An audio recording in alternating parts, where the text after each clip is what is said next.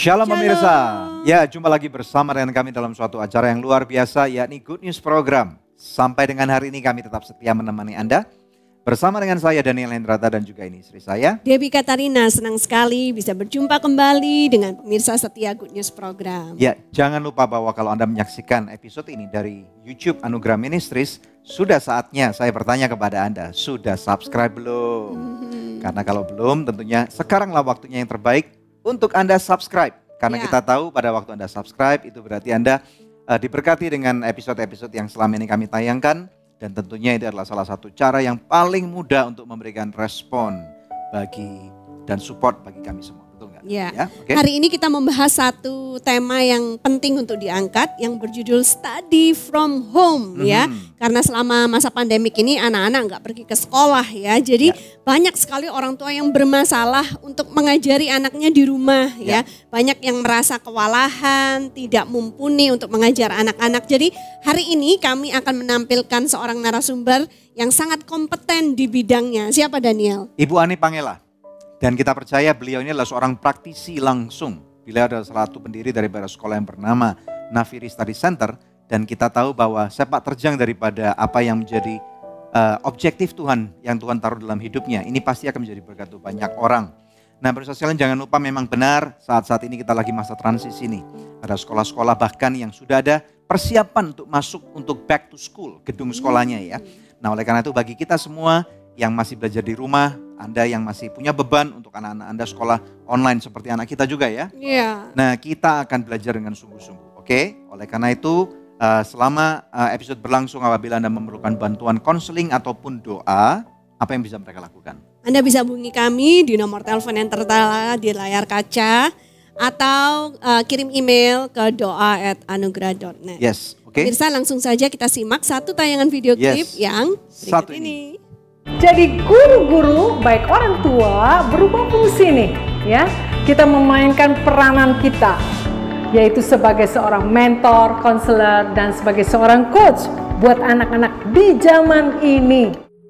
Pemerintah telah menetapkan kalau kegiatan belajar mengajar akan diteruskan secara online, paling cepat sampai akhir tahun 2020.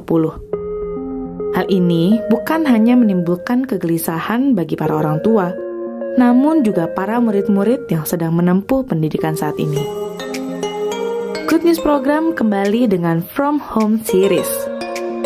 Kali ini dengan narasumber Ibu Ani Pangela. Sebagai seorang praktisi pengajar, beliau akan memandu kita masuk ke dalam sistem belajar di era new normal.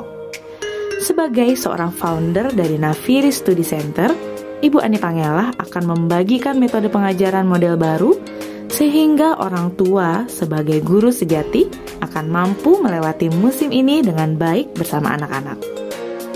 Bagi pemirsa Good News yang juga merupakan tenaga pengajar, jangan khawatir. Anda juga akan mendapatkan tips dan trik bagaimana dapat membangun bonding dengan orang tua dari murid-murid. Bagaimana pemirsa Good News? Daripada penasaran, langsung saja kita saksikan episode Study from Home hanya di Good News Program. Dalam hal apa Bu ya? Maksudnya apakah sehari cuman cukup Zoom sekolah 1 jam maksud Ibu? 1 jam, really? Gak usah kasih PR, gak usah. Ngapain kasih PR?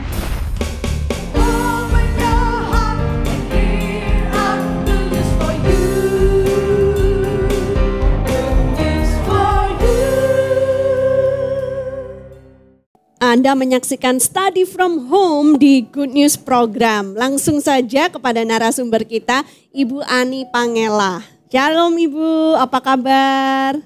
Halo, shalom Pak Daniel, Bu Debbie. Ya, senang sekali bisa ketemu lagi Ibu dalam suasana yang sangat berbeda ya. Iya, betul ya. Unik. Betul. Rumah Ibu kelihatan bagus banget loh. Asri ya. Asri ya. Betul. Dan Bu, gimana kabarnya nih? Kita catch up dulu sedikit ya. Pandemik ini kan kita sama-sama tahu bahwa ini unprecedented. Tidak disangka-sangka.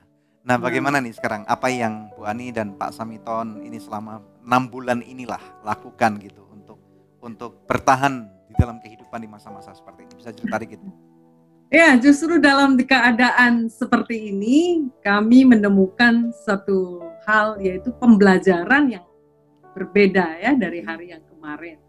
Justru lewat Zoominar lebih efektif di dalam kami mengajar, belajar juga, dan berbicara, berdialog ya. Seperti hari ini saya bisa ketemu dengan Pak Daniel dan Ibu Debbie tanpa saya harus pergi ya ke lokasi Ibu sama Bapak ini.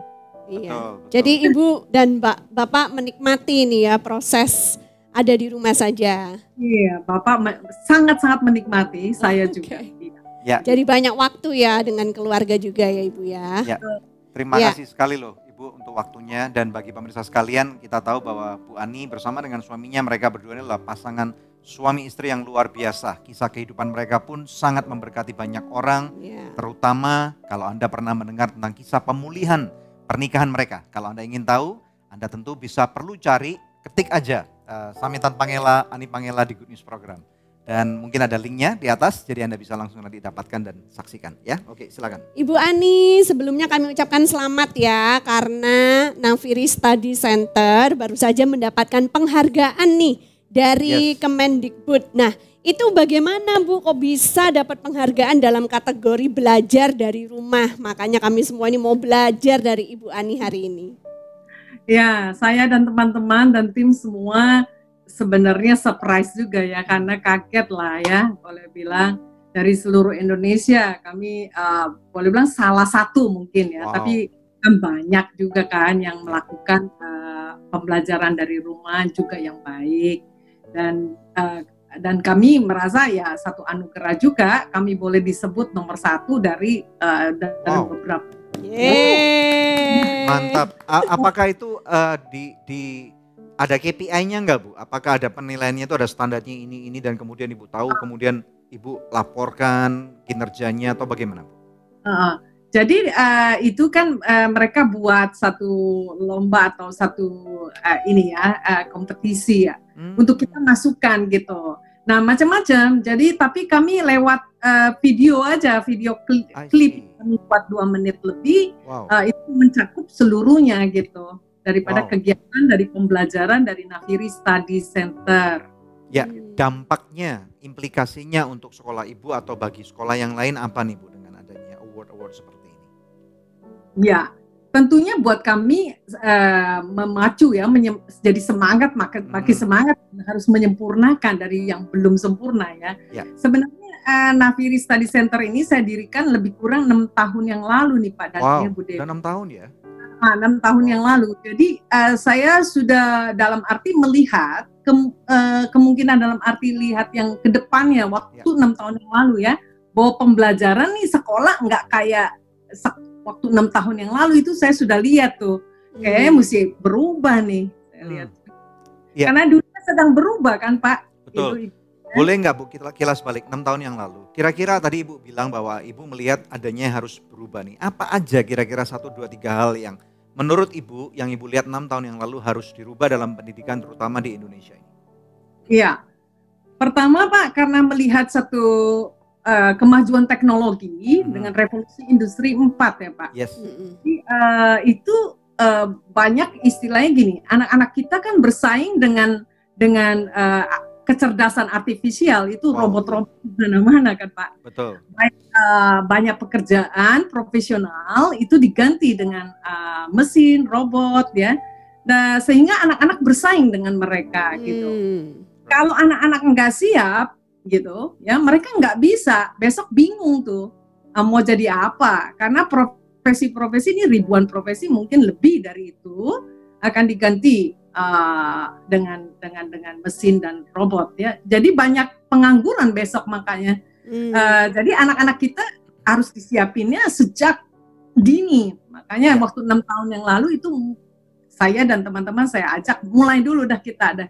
Walaupun kita mesti mencari bentuknya kan. Jadi saya mencari terus sehingga ketika terjadi kebijakan, dalam arti ada kebijakan-kebijakan dalam pembelajaran yang ada perubahan, terlebih dengan pandemi PSBB ini, kita move-nya nggak terlalu kaget gitu. Oke, jadi sudah apa teknologinya memang dipakai gitu ya Bu, bahkan sebelum pandemi. Betul. Lalu pembelajaran proses hubungan antara guru dengan murid, jadi terjadi interaksi kan. Jadi sifatnya personal touch gitu. Ya. Bukan anak-anak jadi bukan objek lagi tapi subjek gitu padanya. Nice. Ya. Nah Bu, sekarang kita lompat nih. Sekarang 6 tahun kemudian Ibu udah dapat award dan luar biasa banget. Dan sekali lagi COVID-19 ini nggak ada orang yang menyangka, termasuk orang paling pintar sekalipun lah. Nah sekarang ini kan kita tahu nih Bu, tadi di awal ini topiknya study from home. Nah di mana anak-anak kita, termasuk anak-anak Ibu dan murid-murid ya, ini harus semuanya belajarnya dari rumah. Iya. Nah tetapi kemudian sekarang muncul masalah baru, di mana terjadi kesenjangan nih. Apabila ada anak-anak yang memang dia tekun, kemudian nggak ngerepotin orang tua, yang bisa bangun sendiri, buat PR sendiri, kemudian ulangannya dapat straight A semua, tidur jam 10 udah tidur, baca Alkitab, ini kan luar biasa banget nih Bu. Kan anak kayak gini punya 12 pun juga puji Tuhan gitu ya. Nah tapi kenyataannya nggak semua anak kayak gini nih, mungkin cuma 2% di antara 1.000 anak nih misalnya seperti itu. Nah 98% orang tua berantakan nih. Kira-kira menurut Ibu what's going on gitu loh. Apa yang menjadi penyebab utamanya orang tua merasa ini berantakan gitu?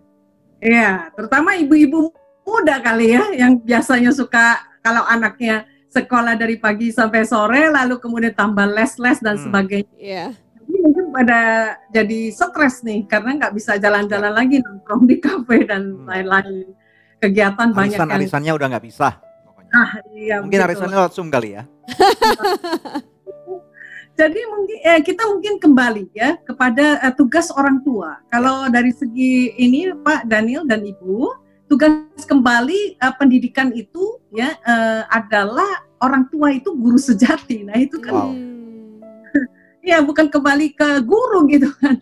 Sebenarnya kembali kepada orang tua sebagai guru sejati. Nah ini peran dan tugas kita sebagai tanggung jawab kita kepada Tuhan gitu, ya kan? Nggak bisa diserahkan kepada orang lain. Nah ini yang dimana memang transisi ya, karena model gaya kehidupan yang kemarin membuat kita rasa lagi transisi menyeberang ini cukup berat ya. Tapi mau tidak mau ini mesti kembali, kita semua kembali kepada awalnya dalam arti tugas kita dan tanggung jawab kita. Iya. Ya. Nah, Bu Ani, karena banyak juga dari pemirsa Good News ini yang mengeluhkan gitu ya, terutama memang para mama gitu, di mana mereka merasa tidak mumpuni untuk mengajar pelajaran sekolah kepada anaknya sendiri atau tidak cukup sabar gitu. Karena mereka bilang, bayangin kalau di sekolah aja satu guru paling cuma ngajar 1 atau 2 mata pelajaran. Nah selama study from home ini orang tua mau nggak mau dituntut harus bisa mengajar ke-12 mata pelajaran dari anak-anaknya kalau anaknya masih SD. Dalam proses pembelajaran kan memang departemen dalam arti kementerian pun dalam pendidikan itu tidak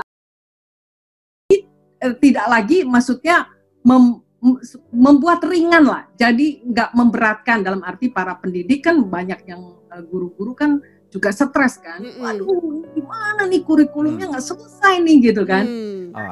Semua kan udah dibuat kebijakan-kebijakan ya karena lewat keadaan ini ya PSBB sehingga belajar di rumah tidak ditargetkan gitu maksudnya untuk menyelesaikan kurikulum yang banyak itu gitu ya. Tetapi dalam hal ini sebenarnya wajib belajar ya, saya nggak bilang wajib sekolah nih ya. Wajib belajar. Jadi belajar itu pembelajaran itu bukan mesti belajar yang disebut matematika, fisika gitu ya. Karena kehidupan sehari-hari kalau pakai kita bilang kehidupan sehari-hari itu belajar ya. Bicara tentang misalnya memakan, belajar masak, bantu ibu di rumah, cuci piring, potesin sayuran gitu ya. Itu juga belajar. Jadi belajar itu berbagai aspek kehidupan. Jadi dari segi kegiatan sehari-hari maupun dari segi pengetahuan. Nah, mungkin dalam hal ini memang kita sendiri ibu-ibu yang mungkin merasa aduh saya nggak bisa nih pelajaran A, B. Tetapi yang ibu bapak yang bisanya apa? Ajarin anak-anak kita. Terutama di dalam nilai-nilai ya Pak dan Ibu. Jadi yang mesti kita ajarkan adalah nilai-nilai itu yang utama. Anak-anak besok Kalau kecerdasan cuman intelektual ya, yang hebat gitu kan, pengetahuan yang hebat, tapi dia punya kecerdasan yang disebut emosi maupun kecerdasan disebut kecerdasan mencintai, love question ya, ada lagi satu nih ya. Oh, banyak sih, ada kecerdasan spiritual ya kan, dan lain-lain. Tapi saya ambil ini 3 ini mesti ada nih di dalam zaman besok nih, istilahnya the new normal. Yang disebut the new normal bukan bicara normal kembali ya. Ibu banyak yang salah pikir, waduh kapan sih normalnya gitu, bisa jalan-jalan, shopping gitu ya, bisa rekreasi. Bukan. Tapi besok the new normal justru kita mesti semua mempersiapkan diri, terutama anak-anak disiapin. Karena kehidupan udah berubah semua gitu. Nah, ya kan? Ibu Ani kan berbicara tentang kecerdasan emosi ya Bu. Jadi orang tua juga perlu mengajarkan kepada anak-anak bagaimana cerdas secara emosi. Tapi pandemik ini banyak bikin orang tua stres Bu. Kebawaannya tuh marah-marah di rumah sama anaknya. Nah, gimana mau ngajarin kecerdasan emosi kalau orang tuanya sendiri enggak bisa ngontrol emosinya? Bagaimana Bu? Ya, jadi Pak Daniel dan Ibu Debbie, dalam PSBB ini semua kita belajar. Jadi bukan hanya anak-anak nih yang belajar. Semua belajar ya kan. Nah, kalau kita pakai cara memang emosi semua ya, anak-anak jadi juga kan nggak baik juga untuk dampaknya ke anak-anak. Rumah itu kan harus membuat anak nyaman dan aman gitu ya. Sebab banyak nih anak-anak nggak betah, lalu pasangan juga nggak betah ya di rumah. Wah, mereka pergi-pergi dah kemana-mana gitu kan. Nah, yang disebut aman dan nyaman bukan besar kecilnya, tetapi bicara juga bukan mewahnya ya. Tapi ini bicara tentang di dalamnya itu setiap orang tidak sempurna ya. Di dalamnya rumah adalah di mana kalau amannya nyaman itu anak-anak bisa diterima, anak-anak dicintai. Nah ini penting nih. Itu yang utama tuh Bu. Nah tetapi Bu, maksudnya kalau berbicara masalah ini kan kita semua nih belajar kembali lah ya. Di dalam kondisi yang seperti ini kita semua belajar kembali. Menurut Ibu nih ya, kita tahu bahwa anak-anak pun punya perasaan gitu ya. Memang mereka masih kecil dan kemudian mungkin memang mereka tidak bisa menghasilkan atau membantu orang tua secara banyak. Tapi kira-kira menurut Ibu nih sebagai seorang praktisi, dan saya yakin Ibu lebih mengerti perasaan anak-anak dibandingkan lebih banyak orang tua nih. Nah Ibu bisa ceritakan nggak dari side-nya anak itu seperti apa sih? What is their expectation gitu? Anak expectation-nya hanya begini, lihat papa mamanya nggak ribut aja udah seneng ya. Papa mamanya saling sayang satu sama lain gitu ya. Dalam hal ini love and respect di dalamnya Pak. Tapi itu membuat anak rasa tenang gitu, ya kan? Tapi kalau papanya mamanya berantem, nah itu bikin anak-anak tersiksa. Jadi minimal itu ya? Iya minimal itu. Jadi ya, karena anak-anak terutama mereka yang lebih mungkin antara kelas playgroup sampai mungkin minimal kelas 3 gitu ya. Mereka masih belum tentu mengerti banyak hal tentang materi, tentang keuangan dan yang lain-lain gitu Bu ya. Apakah benar seperti itu? Ya. Peranan orang tua memang kan berubah Pak. Kalau misalnya kita ya menurut psikologi kan kita kalau bagi-bagi usia Pak 0 sampai 2 peranan orang tua sebagai perawat, pengasuh gitu, sama-sama ngasuh anak, yang bikinin susu, gantiin pampers, popok gitu kan. Kalau 3 sampai 7 kan bermain, anak-anak senang bermain. Nah orang tua mesti ajak bermain dan pada anak-anak 1 jam aja minimal ya buat anak-anak ya kan. Kalau 8 sampai 12-13 itu kan anak-anak itu sebagai butuh sahabat. Jadi juga pelatih dalam hal ini. Tapi kalau udah remaja anak-anak butuh konselor. Jadi dalam hal ini peranan orang tua itu dalam kalau pandemi mesti ada perubahan Pak. Saya lihat. I see, oke. Anak-anak perlu di coaching Pak, perlu di konseling dan juga di mentoring. Gitu. Iya. Jadi peranan orang tua mesti main di situ. Kalau orang tua nggak mau belajar, nah ini saya susah juga ya. Kita semua ya kasihan. Berarti kuncinya sekali lagi ya mau nggak mau orang tua ya sebagai guru yang sejati tadi Ibu katakan itu ya. Nah saya lihat sekarang juga kan istilahnya memang resources ini abundance ya Bu ya. Apalagi dengan adanya pandemik seperti ini, walaupun kita nggak kemana-mana, dulu seminar-seminar yang harganya sangat mahal, tetapi sekarang malah menjadi gratis gitu misalnya. Ada begitu banyak resources yang kita bisa cari di mana-mana. Tetapi ini yang kami juga lihat Bu, bahwa sekarang ini orang mulai jenuh gitu loh. Ngelihat live streaming lagi, IG live lagi. Jadi orang-orang yang dulunya kalau IG live bisa sampai ratusan, yang nonton ribuan, sekarang paling cuma puluhan gitu Bu. Mungkin orang lelah gitu loh. Menurut Ibu bagaimana? Memang Pak, pembelajaran itu nggak bisa berjam-jam liatin. Anak juga liatin kamera, laptop juga kesian ya matanya ya Pak ya. Makanya pembelajaran itu cukup ya kalau yang dari sekolah itu Pak Bu, cuma 1 jam aja ya. Dan kalau untuk misalnya guru bisa bonding dengan orang tua itu kerjasama, wah bagus sekali Pak. 1 jam dalam hal apa Bu ya? Maksudnya apakah sehari cuman cukup Zoom sekolah 1 jam maksud Ibu? 1 jam, really? Nggak usah kasih PR, nggak usah. Ngapain kasih PR ya? Nggak usah. Wow. Katanya orang bilang kasih PR dong anak saya. Kayaknya biar anak saya di rumah ada kegiatan. Loh, keliru. Kayaknya anak saya pindah sekolah. Jauh sekolahnya. Kan Zoom 1 jam sehari. Ibu, walaupun tidak ada pandemi, itu kami aja merencanakan untuk ke depan. Memang sekolah itu 80% lewat online. Karena udah ujian, semua portofolio project kan sifatnya, hasil karya gitu loh. Jadi maksudnya tuh tatap muka sama guru melalui Zoom 1 jam aja, sisanya mengerjakan project. Apakah seperti itu Bu? Oh, dan kembangkan potensi Bu. Ya anak-anak kita prof di bidangnya. Atau orang akan bilang 1 jam dengan guru, 10 jamnya dengan orang tua, sama aja gitu. Kebebasan Pak sebenarnya untuk belajar gitu. Okay. Merdeka belajar. Oh, gitu. Oke, ini bagaimana dengan Anda?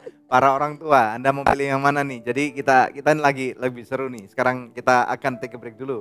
Tetapi kita percaya bahwa benar nggak? Bagaimana dengan Anda? Anda bisa tinggalkan kolom. Kami ingin dengar nih, kalau pemirsa sekalian, teman-teman yang ada di luar sana, apa sih keluhan Anda terhadap school from home atau study from home sekarang pada zaman ini?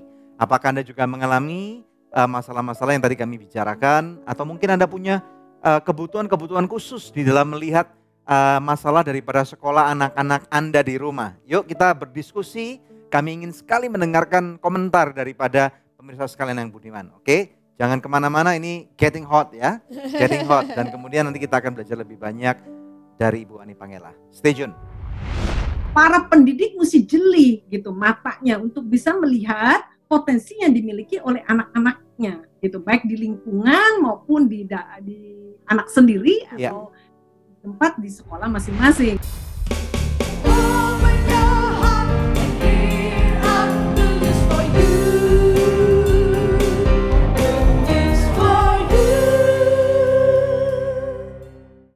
Ya, kembali bersama dengan kami di Good News Program. Gimana nih, sudah ninggalin komentar di kolom nggak ya? Tinggalkan komentar Anda karena kami ingin benar-benar mengetahui masalah-masalah Anda. Oke, kembali bersama dengan narasumber yang luar biasa, Ibu Ani Pangela. Silakan. Ya Bu Ani, kita akan lanjutkan diskusi kita ya Bu Ani. Nah, ini mau bertanya tentang pelatihan macam apakah yang seharusnya diberikan sekolah kepada guru-gurunya. Karena memang di awal pandemik semua guru pasti juga stres, tiba-tiba harus ngajarnya nggak tahu gimana karena semuanya harus online gitu ya Bu. Nah, dalam hal ini bagaimana Nafiri Study Center mempersiapkan guru-gurunya ini supaya dicontoh oleh semua sekolah-sekolah yang lain Bu? Ya, Pak Daniel dan Ibu, memang ini kasihan ini guru-guru ya. Jadi kita lagi nyebrang semua nih ya menuju ke era yang dalam arti ke depan dan new normal. Jadi waktu nyebrang memang ada yang bingung gitu, yang stuck gitu. Ini mau gimana sih gitu kan? Nah, banyak guru-guru yang nggak mau nyebrang gitu di sehat, nggak mau gitu. Nah ini kan susah ya. Nah yang saya menjadi ironis mungkin besok ya saya lihat banyak guru-guru yang terimbas dengan sendirinya. Saya minta maaf ya kalau yang nggak mau nyebrang dan tidak mengupgrade diri. Karena besok ke depan kan memang sekarang aja juga udah ada guru tuh guru elektronik. Anak-anak tuh mau tanya apa aja deh lewat Google ya. Semua belajar masak, belajar main piano bisa, belajar golf bisa, semua menggambar semua dari guru elektronik. Tanya sama Google pengetahuan apa aja semua bisa. Nah, guru kalau nggak mengupgrade diri ketinggalan Pak Ibu. Jadi ini yang menyedihkan kalau sampai guru-guru yang terimbas seperti itu tergulung ya, dalam arti karena mesti nyebrang sama-sama nih. Kita pegangan tangan sama-sama nyebrang, yuk nyebrang gitu kan. Menuju satu pembaharuan ini, cara pembelajaran ini. Karena dunia kan berubah cepat sekali. Jadi guru-guru yang masih terus ya dengan enak senang untuk tetap stay dengan keadaan yang dulu, nggak mungkin lagi, udah nggak mungkin gitu. Mari nyebrang rame-rame gitu kalau mau kan, gandengan. Jadi belajar bagaimana menggunakan fasilitas internet dengan Zoom atau Google Meet gitu maksudnya Bu, supaya bisa ngajar online kepada murid-muridnya seperti itu ya. Cara berubah, fungsi guru berubah. Jadi nggak bisa guru tuh kayak jadiin anak-anak jadi kayak robot gitu kan. Masalahnya kan guru biasa-biasa kalau kita dulu masih sekolah, masih ini kan, kita masih kecil, guru kan di depan anak-anak gitu ya. Lalu belajar gitu kan. Tidak dijadikan anak itu subjek. Nah ini guru mesti berubah fungsi. Guru bukan jadi guru robot lagi, karena anak-anak juga bukan robot. Nah, guru-guru mesti berperan sebagai juga konselor. Nah, ini ya, guru-guru bisa juga mementor dan juga bisa coach. Nah, ini. Jadi, apa itu bedanya ya? Kalau coach itu kan membawa anak-anak itu ke depan, supaya anak-anak bisa melihat ya, dream-nya, cita-citanya, ya, makna hidup, tujuan hidup. Lalu kemudian, apa itu konselor? Jadi guru itu mesti dilatih, latih untuk bisa bertanya. Nah ini bertanyanya kan mesti penuh dengan empati, nggak ada judging-nya.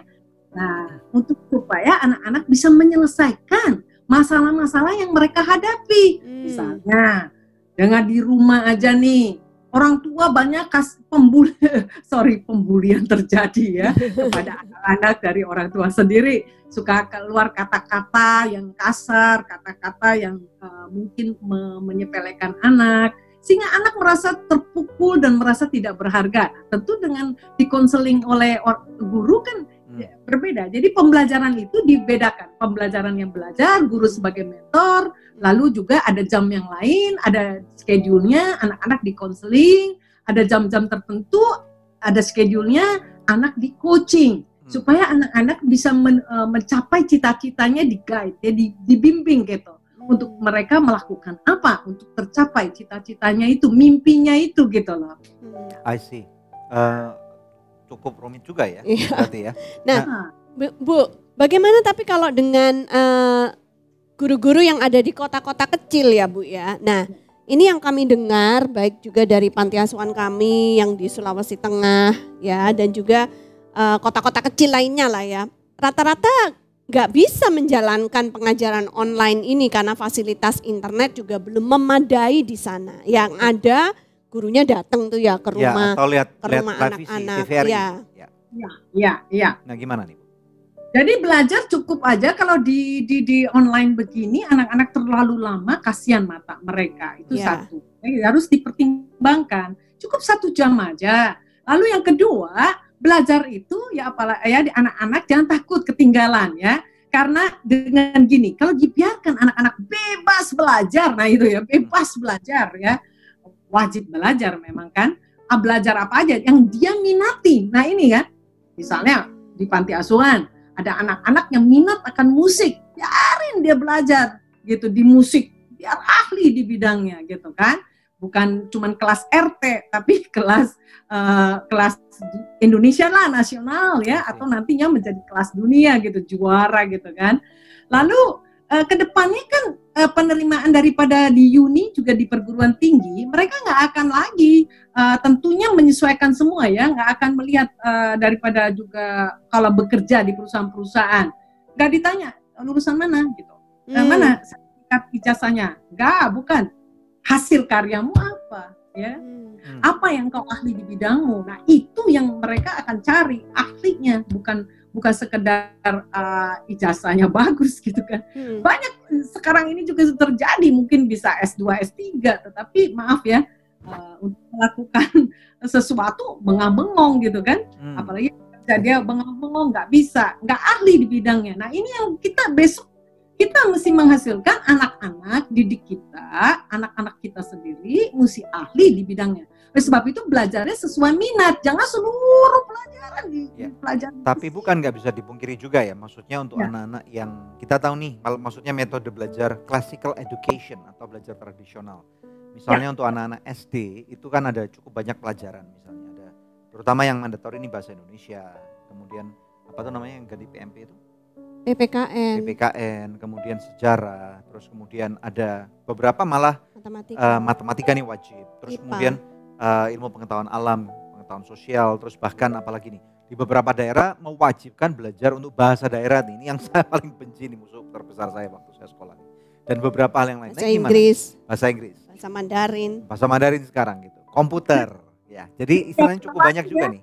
Ya, siap-siap aja untuk mengalami perubahan ini, namanya juga transformasi dunia berubah. Olahraga, seni suara, musik, gambar, gitu ya. Komputer nanti kalau belum disebut. Bisa Pak Daniel, Bu Daniel, coba kita evaluasi dah, asal bisa ya kan. Makanya itu, jadi bagaimana nih merubah paradigma tentang classical education, bahwa ini penting nih. Kalau kamu nggak master ini kan istilahnya semakin lama kan, kalau kami lihat nih, pendidikan itu seperti prisma, yang semakin lama semakin mengkerucut ke satu titik, sampai akhirnya orang itu menjadi spesialis tertentu nih. Nah tetapi kalau dengan apa yang Ibu katakan nih, mungkin dari pemirsa juga mau bertanya tentang hal ini.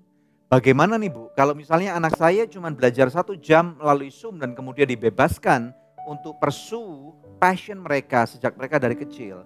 Apakah mereka akan mempunyai enough knowledge tentang base-nya mereka ini nanti mengkerucut ke atas? Apakah akan cukup kuat mereka memainkan peran yang cukup penting dalam kehidupan yang sekarang ini very kompleks dalam kehidupan di zaman global ini? Ya Pak. Pertama Pak, dengan kita mendidik anak-anak kita dengan cinta, dengan kasih sayang ya Pak ya, itu anak-anak tuh nyambung otaknya, itu inovatif, kreatif loh. Jangan salah, selain memang firman Tuhan, membuat anak-anak kita pintar. Jadi jangan takut gitu, ya justru kita bersyukur kalau anak-anak kita tinggal di dalam Tuhan, melekat di dalam Tuhan. Wah, jadi anak pintar. Ruang imajinasi mereka besar. Tapi percuma sekolah, belajar mata pelajaran begitu banyak. Tapi di ngomelin terus, dipukulin, anak dia dibentak-bentak. Ruang imajinasi dia sempit, menyempit.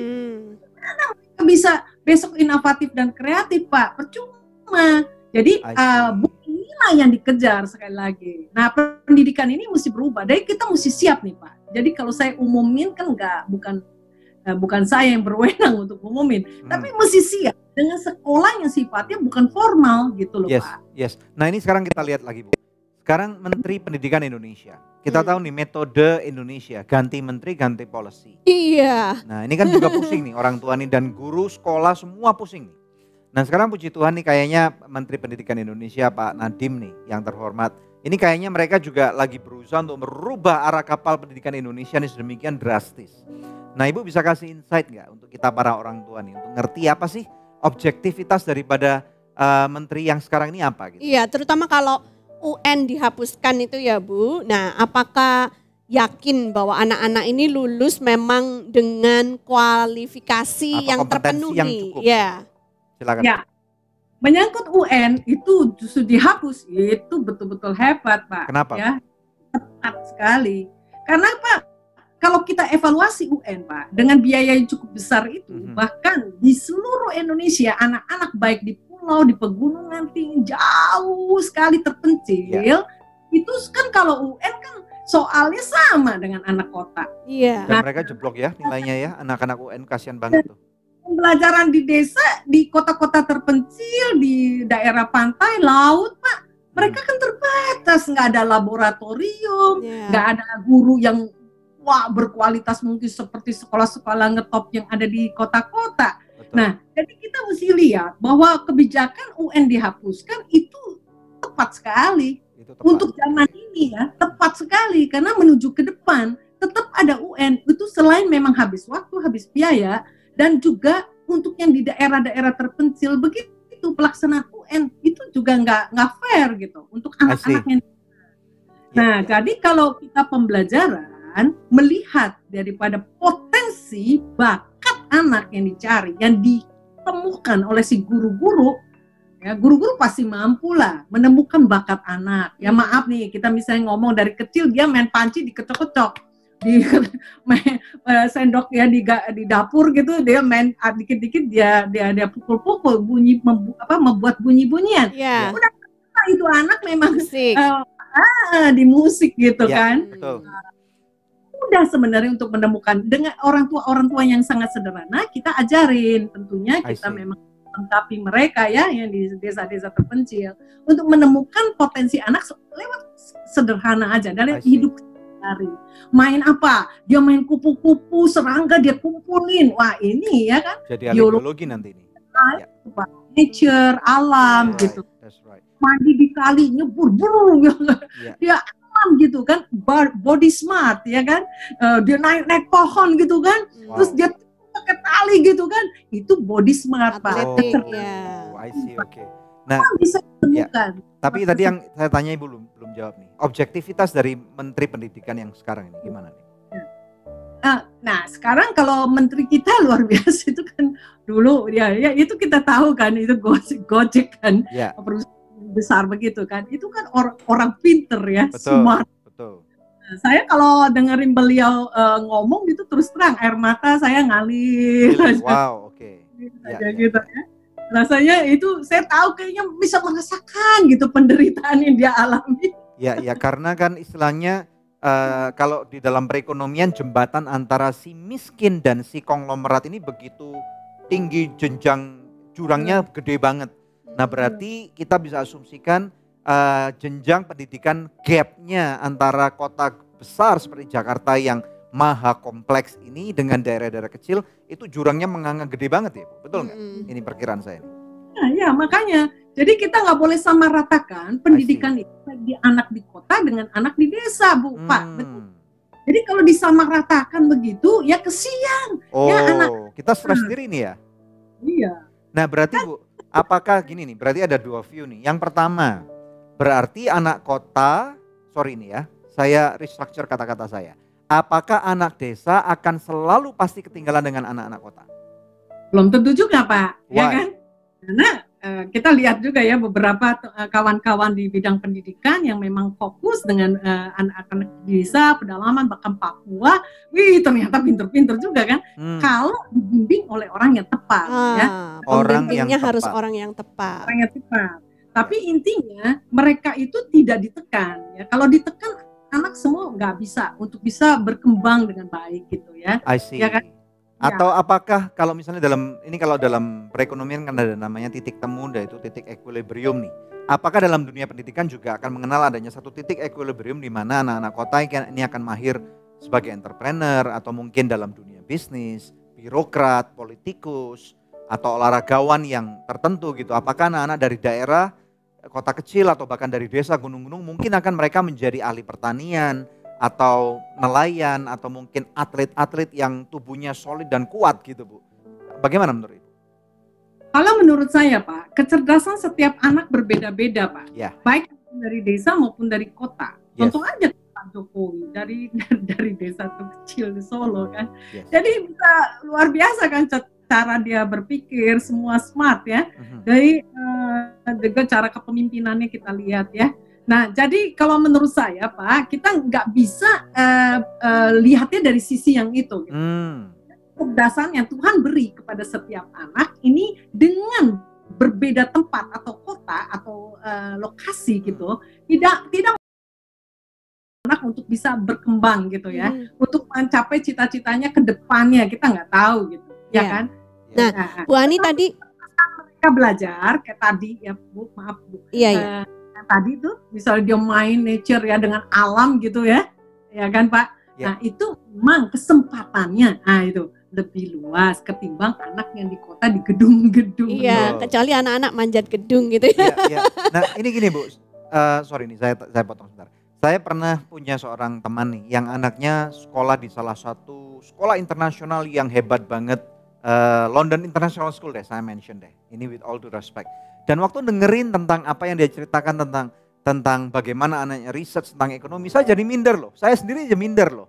Jadi wow, amazing banget nih anak high school kelas 12 researchnya dari sebuah sekolah yang luar biasa ini buat saya nih. Ini jadi minder gini, wah luar biasa banget. Apalagi misalnya anak-anak yang nggak sekolah di sekolah seperti itu gitu loh Bu. Gimana Bu?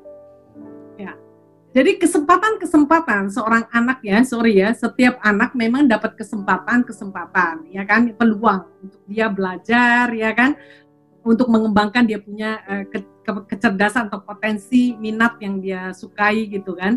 Jadi memang kasihan Pak kalau ada anak-anak yang nggak dapat kesempatan ya. Nah justru di sini Pak, para pendidik mesti jeli gitu matanya untuk bisa melihat potensi yang dimiliki oleh anak-anaknya gitu, baik di lingkungan maupun di anak sendiri atau tempat di sekolah masing-masing gitu kan. Jadi untuk bisa mata kita tajam melihatnya gitu, potensi anak, minat anak gitu. Nah ini kita mesti dorong, bantu, apalagi sebagai orang tua ya. Kita kalau boleh bisa memfasilitasi lebih bagus lagi gitu kan.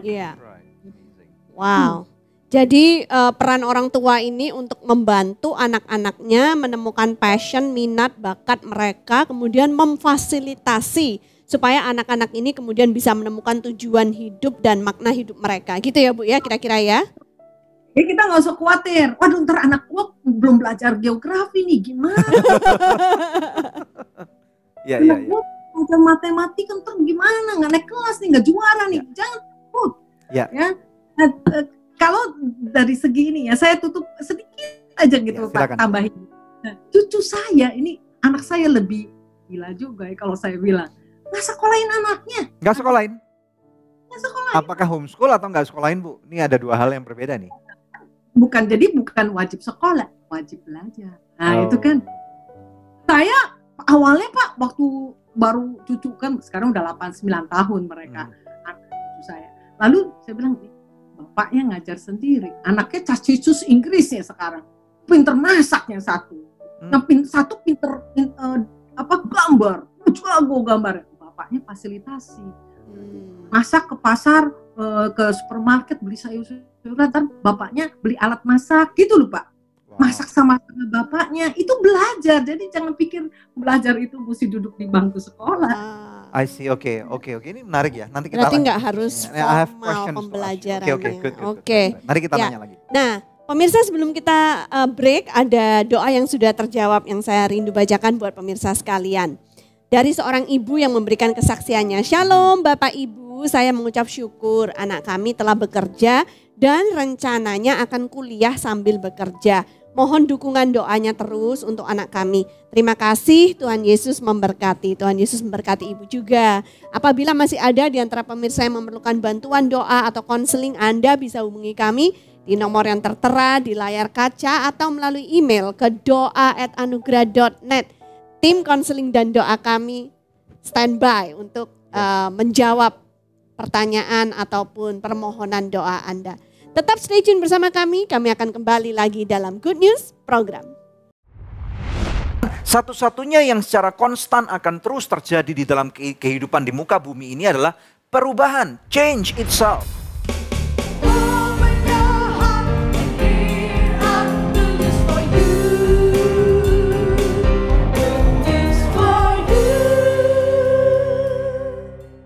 Anda masih menyaksikan Study from Home di Good News Program. Nah, kembali kepada narasumber kita, Ibu Ani Pangelang. Ya Bu, diskusi tadi sebelum break itu menarik banget untuk saya nih ya. Karena anak kami kan ada dua, yang satu udah 20 tahun, udah hampir selesai sekolah perfilman nih.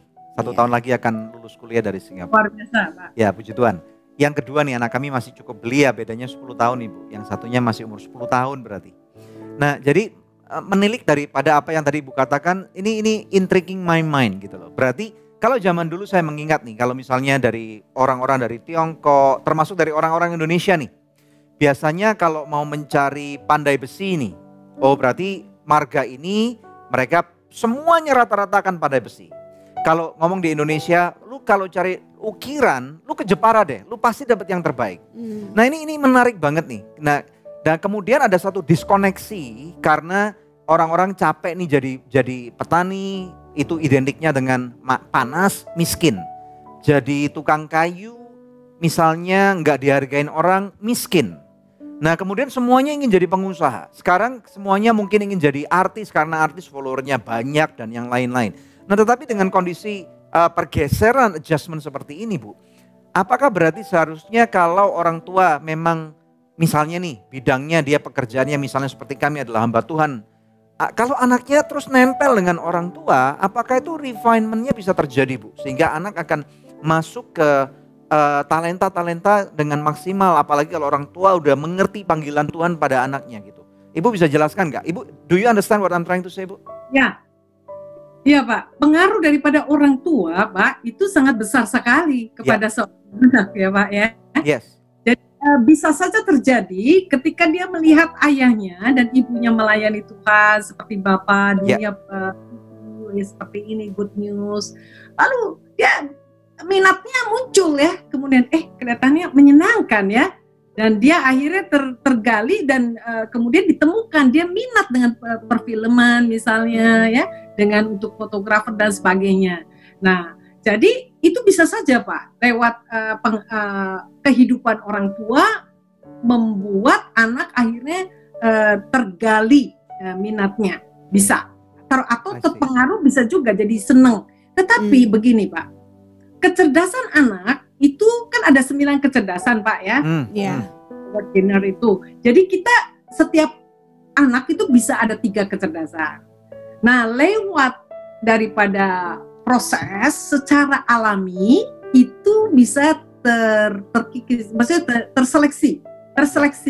Nah, misalnya sukanya apa? Art ya, visual gitu kan. Kemudian mungkin dari segi bahasa misalnya. Oke, cerdas dia di situ, bisa berbagai bahasa dia bisa, mungkin 5 bahasa, bahasa Jepang dia belajar sebentar bisa, Korea bisa gitu kan. Nah, tetapi di dalam perjalanannya dia bilang, Mama, aku nggak mau lagi di bidang ini. Nah, jangan dimarahin gitu kan. Dia ada kebosanan, jangan dimarahin, itu seleksi alam. Jadi penyeleksian alam ini yang mesti kita dukung. Oke, nggak apa-apa kalau kamu ngalamin bosan. Nah, biasa kan orang tua gini, katanya mau jadi ini. Sekarang Mama udah sekolah udah habis duit berapa gitu kan? Iya, betul. Akhirnya mundur gitu kan, bosan. Gimana sih gitu, kita marah. Dan kita bisa marah. Jadi itu proses pembelajaran dalam arti juga penyeleksian daripada passionnya dia gitu. Mau gimana sih? Nanti terjadi satu penajaman Pak di dalamnya. Ya. Nah, Bu Ani, tapi apa yang terjadi kalau misalkan sejak dini sudah dikerucutkan, misalkan seperti cucu Ibu Ani yang tadi Ibu ceritakan, hobinya masak, kemudian dari kecil sudah diarahkan untuk menjadi chef, tapi nanti kemudian kalau udah agak gede, terus dia bilang, aku berubah pikiran deh, nggak mau jadi chef lagi, sedangkan pelajaran-pelajaran yang lain sudah tidak dipelajari, itu bagaimana Bu Ani? Sekali, Bu. Dalam arti Bu, tadi ketika fokus kepada satu pelajaran chef itu bukan berarti ayahnya tidak mengajar yang lain. Gitu, oke. Jadi tetap diajarin formal education-nya. Ya, karena pembelajaran sekarang lewat media begini Pak, Bu, Google dan semua YouTube, anak-anak bisa belajar banyak. Mereka bisa melihat dunia lewat YouTube, ya kan? Jadi kita nggak bisa batasi pembelajaran kepada semua anak, akhirnya luas sekali. Jelas, terima kasih Bu Ani. Bisa mengarahkannya, ya kan? Jadi artinya ini justru sekarang ini kita tinggal di dalam satu zaman yang mengasyikkan ya seharusnya Bu ya. Kalau kita bisa menarik satu benang merah yang benar, kita cocokkan dengan apa yang menjadi kehendak Tuhan, musimnya Tuhan, dan kemudian kita bisa menjadi orang-orang tua yang terampil untuk mempersiapkan anak-anak kita. Benar Bu? Betul. Oke, kata-kata penutup dari Bu Ani apa nih? Ya, berikan kemerdekaan buat anak-anak dalam belajar. Jadi kita harus buat kami sendiri, semua anak itu setiap tahun naik kelas ya. Jadi nggak ada istilah nggak naik kelas. Nah, berikan supaya anak-anak kebebasan, merdeka di dalam belajar, supaya mereka menemukan dirinya sesuai dengan kehendak Tuhan. Wow, mantap. Terima kasih Bu Ani. Ani. Kami sangat diberkati banget dan saya yakin pemirsa juga sekalian di rumah juga sangat diberkati. Oke Bu, kita akan lihat firman Tuhan singkat. Ibu jangan offline dulu ya. Terima kasih, puji Tuhan. Ya pemirsa sekalian, bagaimana dengan Anda? Kalau Anda diberkati, Anda boleh ucapkan terima kasih kepada Bu Ani Pangela, dan juga Anda boleh, kalau misalnya Anda punya pemikiran-pemikiran dari apa yang diskusi kami katakan, Anda boleh juga tinggalkan komentar di kolom di bawah ini ya. Kita lihat dalam kebenaran firman Tuhan dari Amsal 24 ayat 3 sampai dengan 6. Ini menarik banget. Firman Tuhan berkata, dengan hikmat rumah didirikan, dengan kepandaian itu ditegakkan. Dan dengan pengertian kamar-kamar diisi dengan bermacam-macam harta benda yang berharga dan menarik. Ayat 5. Orang yang bijak lebih berwibawa daripada orang kuat. Juga orang yang berpengetahuan daripada orang yang tegap kuat. Ayat 6. Karena hanya dengan perencanaan kau dapat berperang. Dan kemenangan tergantung pada penasihat yang banyak. Nah, ini menarik sekali pemirsa sekalian, selaras dengan apa yang kita belajari tentang study from home. Nah, saya percaya firman Tuhan sudah mengatakan demikian. Saya senang sekali pada waktu tadi mendengarkan penjabaran-penjabaran yang sangat luar biasa, lugas dari narasumber. Ini menunjukkan, memberikan suatu harapan yang jelas kepada kita sebagai orang tua bahwa kita tidak boleh menyerah. Nah, memang pada saat sekarang ini kita memang memasuki masa adaptasi. Masa adaptasi ini bisa terjadi mungkin 1 tahun sampai dengan 3 tahun at least ke depan kalau saya lihat ya. Karena apabila nanti kalau daerah kita menjadi hijau, kemudian sekolah nanti mungkin 1-2 bulan atau mungkin 2021 akan dibuka kembali dan kita akan kirim anak-anak kita ke sekolah, perlu adjustment baru. Nah, tetapi kalau misalnya ini akan menjadi lebih lama dan apapun lah perubahan, satu-satunya yang secara konstan akan terus terjadi di dalam kehidupan di muka bumi ini adalah perubahan, change itself. Nah, jadi makanya kita sebagai anak-anak Tuhan, sebagai orang tua nih, dalam konteks sebagai orang tua, saudara dan saya, kita harus menjadi orang-orang tua yang pandai untuk beradaptasi. Nah, firman Tuhan sudah mengatakan bahwa dengan hikmat rumah didirikan. Ini berbicara tentang kehidupan, bukan tentang rumah secara fisik, tetapi talking about life gitu ya. Jadi Tuhan punya rencana yang sangat besar dan dengan hikmat rumah itu didirikan, dengan kepandaian itu ditegakkan. Dengan pengertian kamar-kamar kita diisi dengan bermacam-macam harta benda yang berharga dan menarik. Dan intinya berbicara tentang hikmat, berbicara tentang pengetahuan. Nah, bagaimana dengan Anda? Kalau episode ini sudah menjadi suatu inspirasi dan berkat buat Anda, kita berdoa dan berharap biarlah anak-anakmu akan menemukan bahwa Anda akan menjadi orang tua yang luar biasa. Ingat, we are making memories. Kita ini menciptakan memori. Biarlah anak-anak kita, istilahnya kalau di sekolah ada guru killer, ada guru-guru yang galak. Jangan sampai anak-anak kita mempunyai image yang sama dengan kita nih, orang tua killer nih gitu ya. Kalau ada orang tua lewat langsung kaki anaknya gemeter gitu ya, ketakutan, paralyzed, paranoid gitu. Kita nggak mau menjadi orang tua yang model seperti itu. Yang setuju katakan amin ya. Yuk kalau gitu kita tutup dalam doa, kita minta kekuatan daripada Tuhan untuk kita dimampukan melewati hari-hari ini supaya kita penuh dengan kemenangan. Mari kita berdoa. Bapa, dalam nama Yesus berdoa untuk setiap pemirsa Good News program. Berikan hikmat-Mu Bapa. Kami perlu hikmat-Mu di hari-hari ini. Karena tanpa hikmat-Mu Tuhan, kami tidak akan menang dalam peperangan ini. Tetapi bersama dengan Engkau dan perencanaan yang matang, kami tahu Tuhan hari ini kami terima satu counsel, satu nasihat yang penuh dengan bijak Tuhan. Oleh karena itu kami melepaskan berkat-Mu kepada setiap pemirsa sekalian. Engkau terima pemirsa yang budiman, berkat-berkat Tuhan, hikmat, penyertaan Tuhan dalam nama Yesus. Engkau akan menjadi orang tua yang bijak. Kekuatan daripada Tuhan akan memampukan engkau untuk melewati pandemik ini. Sehingga anak-anakmu akan menjadi anak-anak yang dahsyat, luar biasa, dipakai Tuhan sesuai dengan potensi yang Tuhan tanam dalam kehidupan mereka. Keluargamu akan menjadi berkat untuk segala bangsa. Engkau terima sekarang dalam nama Yesus. Yang percaya dan diberkati Tuhan katakan amin. Haleluya. Amin, puji Tuhan.